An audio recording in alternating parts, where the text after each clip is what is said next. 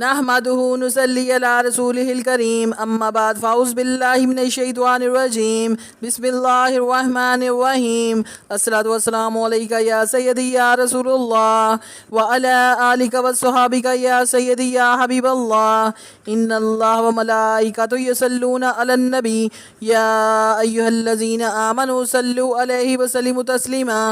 میرے اسلامی بہنوں اور بھائیوں، السلام علیکم ورحمۃ اللہ وبرکاتہ۔ میں آپ کی بہن یوٹیوب چینل سے بات کر رہی ہوں۔ آپ سب کیسے ہیں؟ میری رب کریم سے التجا ہے کہ وہ ہمارے گھروں میں خیر و برکت عطا فرمائے، مجھ سمیت کل بیماروں کو شفا دے، پریشان حالوں کی پریشانیاں دور فرمائے اور ہم سب کی نیک دلی حاجات کو قبول و منظور فرمائے، آمین۔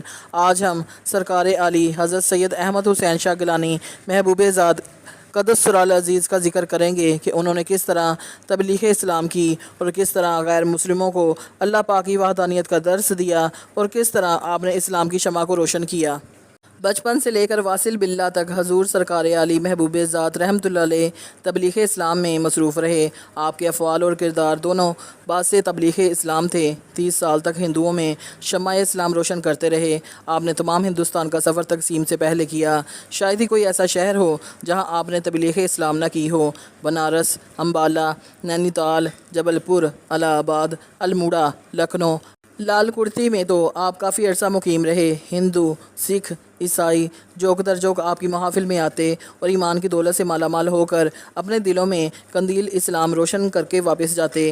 غیر مذاہب میں اسلام کی تبلیغ کے ساتھ ساتھ آپ ہر جگہ جمعۃ المبارک کے خطبات دیتے اور مسلمانوں کو مومن بننے کی تلقین کرتے۔ آپ نے کئی متنازع مسائل کو حل فرمایا۔ آپ کے پاس ہر مذہب اور ہر فرقے کے لوگ آتے اور جب واپس جاتے تو سب کا ایک ہی دین ہوتا، یعنی اسلام۔ نہ اس میں کوئی فرقہ ہوتا اور نہ مذہب۔ آپ اکثر خطبات میں فرماتے کہ صحابہ کرام اور اہل بیت دونوں قابل احترام ہیں، لہٰذا دونوں کا احترام کرو۔ اولیاء اللہ تعالیٰ کی طرف سے زمانے کی تصحیح کے لیے آتے ہیں اور غوث الثقلین سید الاولیاء ہیں، لہٰذا ان کا احترام بھی واجب ہے۔ تقاریر کے علاوہ آپ میدان عمل میں بھی اتر آتے۔ آپ نماز کے وقت بازاروں میں تشریف لے جایا کرتے اور لوگوں کو نماز پڑھنے کی تلقین کرتے۔ چونکہ ہر جگہ لوگ آپ کے عقیدت مند تھے، لہٰذا اکثر آپ کی پیروی کرتے اور عبادت الہی میں مشغول ہو جاتے۔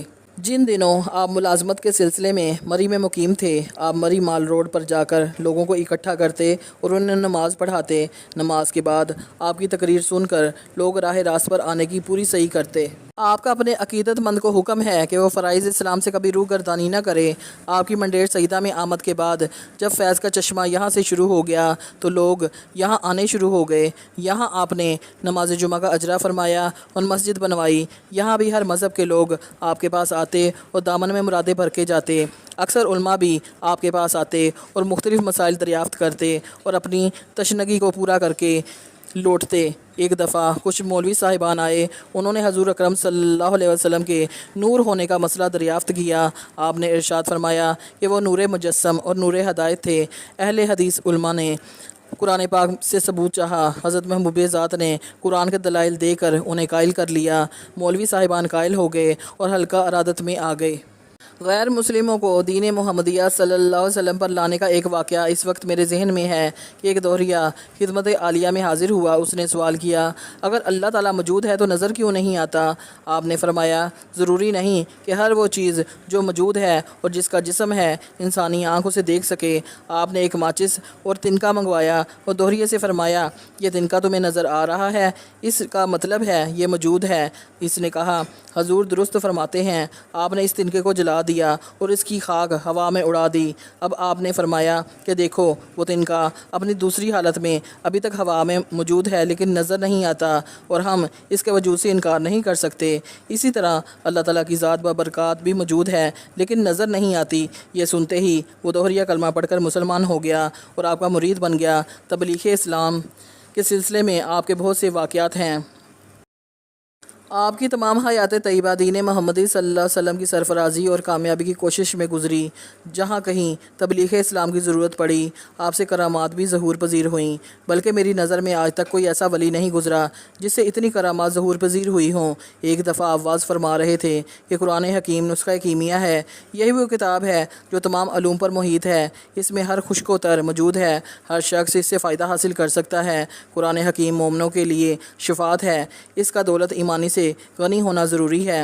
ابھی آپ واز فرما ہی رہے تھے کہ ایک ہندو آیا، کیونکہ آپ کے خطبات کو سننے کے لیے ہندو، سکھ، عیسائی سبھی جمع ہوتے تھے، اور کہا کہ شاہ جی کیا اس میں سونا بنانے کا کوئی طریقہ ہے؟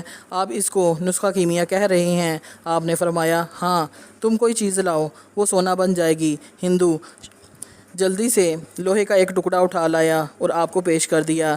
حضرت محبوب ذات سرکار علی رحمۃ اللہ علیہ آسی نواز نے اس ٹکڑے پر پھونک ماری، وہ سونے کا ہو گیا۔ ہندو حیران ہوتے ہوئے دیکھنے لگا، اور یہ اس کی نیک بختی تھی کہ اتنے عظیم مولا کے ہاتھ پر اس نے کلمہ طیبہ پڑھا۔ ہندوستان میں بھی ایک دفعہ آپ نے ایک مردے کو زندہ کر دیا، اور ایک کرامت کی وجہ سے نہ جانے کتنے غیر مسلم مسلمان ہوئے۔ ایک دفعہ ایک پنڈال میں آپ واز فرما رہے تھے کہ تمام لوگ آپ کے ہاتھ پر بیعت کرتے ہوئے آپ کے حلقہ ارادت میں آ گئے، غیر مسلم مسلمان ہو کر اپنے مستقبل کو درخشاں کر گئے۔ اس وقت آپ کے 10 لاکھ سے زائد پیروکار تبلیغ اسلام میں مصروف تمام دنیا میں موجود ہیں، اور آپ کے مشن کی تکمیل کرتے ہوئے غیر مسلموں کو دین مصطفیٰ صلی اللہ علیہ وسلم میں شامل کر رہے ہیں۔